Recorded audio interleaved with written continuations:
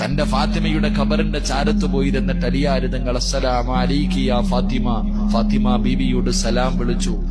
അവിടെ അലിയാർ തങ്ങൾ ഫാത്തിമ ബീവിയുടെ ഖബറിന്റെ ചാരത്ത് പോയിരുന്ന് സലാം പറഞ്ഞു. സലാം അടക്കുന്നില്ല.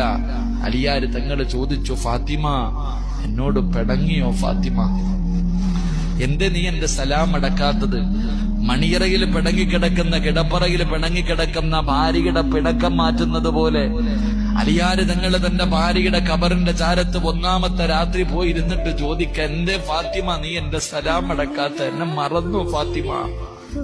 വീണ്ടും സലാം പറഞ്ഞു. സലാം അടക്കണില്ല. അലിയാർ തങ്ങൾ ചോദിക്ക, എന്തേ നീ എന്നോട് പിണങ്ങേ?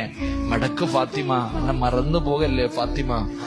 രണ്ടാമതും സലാം പറഞ്ഞിട്ട് മടക്കാതെ വന്നപ്പോ അലിയാർ തങ്ങൾ ഫാത്തിമ ബീവിയുടെ ഖബറിന്റെ മുകളിൽ കൈവച്ചിട്ട് ആ ഖബറിനോട് ചോദിച്ചു, അലിയാർ തങ്ങൾ ഖബറെ, എന്റെ ഫാത്തിമയുടെ വിശേഷമെന്താ?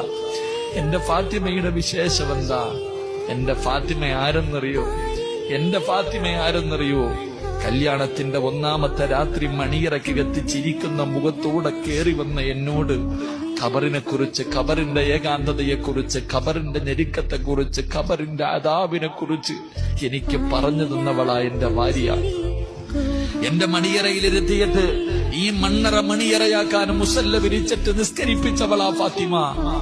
ആ ഫാത്തിമയാണ് നിന്റെ വയറിന്റെ അകത്ത് കിടക്കുന്നത്, ഈ ഖബറിന്റെ അകത്ത് കിടക്കുന്നത്. എന്റെ ഫാത്തിമയുടെ വിശേഷമെന്ത് എന്ന് ഖബറിന്റെ ചാരത്തിരുന്ന് കരഞ്ഞുകൊണ്ട് ചോദിച്ചു എന്ന് ചരിത്രം പറയുമ്പോ, എന്റെ പ്രിയപ്പെട്ട സഹോദരങ്ങളെ, ജീവിതമെന്ന് പറയുന്നത് ഇതിനാ മക്കളെ. അതുകൊണ്ട് എന്റെ പ്രിയപ്പെട്ട ഉപ്പമാരോട് ഉമ്മമാരോട് പറയുകയാ, റസൂലുള്ളാഹി സ്വല്ലല്ലാഹു അലൈഹി വസല്ലമ തങ്ങൾ പറഞ്ഞു, ഇത്